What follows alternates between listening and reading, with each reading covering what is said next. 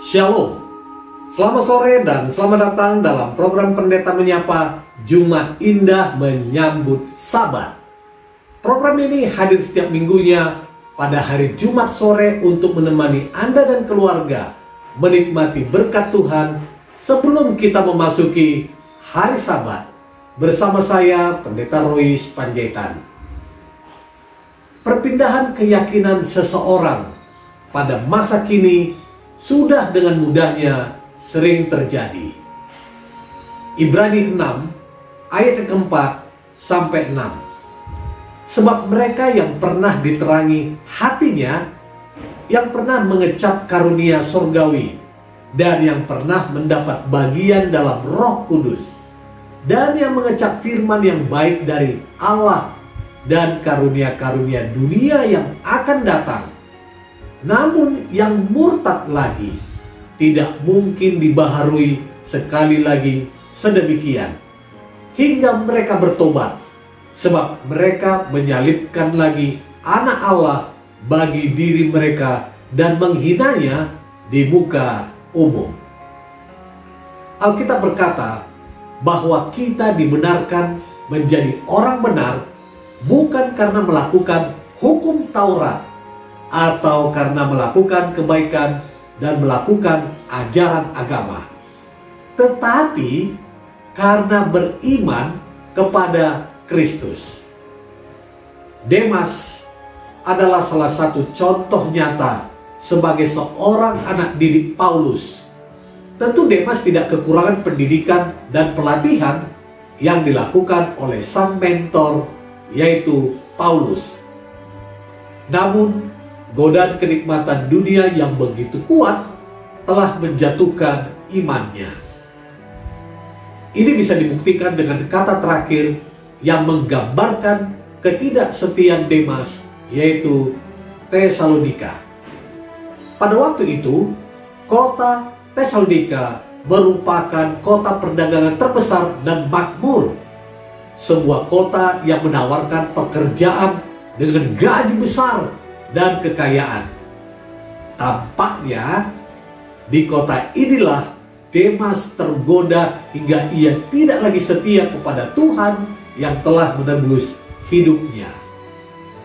Ketidaksetiaan Demas ditujukan dari arti frasa meninggalkan aku. 2 Timotius 4 ayat ke-10 bagian A.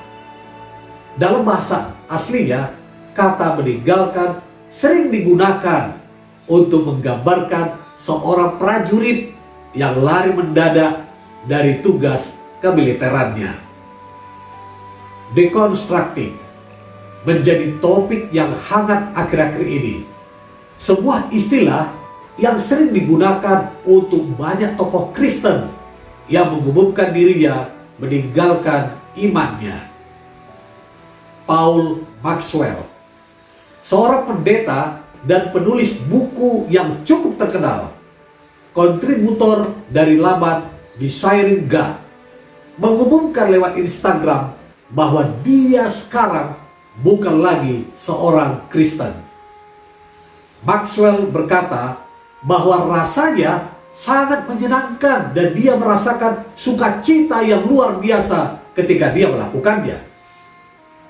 Dia berkata bahwa untuk pertama kalinya dia mencintai hidupnya dan dirinya sendiri. Maxwell bergabung dengan orang Kristen terkenal lainnya seperti John Stegart, Joshua Harris, yang terlebih dahulu mengumumkan bahwa mereka meninggalkan iman Kristennya. Dalam konteks kitab Ibrani 6, yang dikatakan murtad adalah mereka yang menyalibkan Yesus kedua kali dan menghinanya di muka umum. Menghinanya di muka umum berarti tidak bisa menjadi saksi-saksinya. Dan oleh Paulus disebut sebagai seteru salib Kristus, di mana ia tidak bersedia mengerti kebenaran atau kehendak Tuhan dan melakukannya. Filipi 3 ayat ke-18 sampai 19.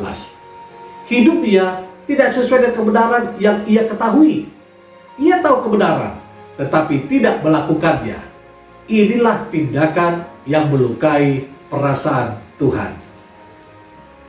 Mengerjakan keselamatan adalah fase selanjutnya dari perjalanan iman seseorang setelah menerima keselamatan.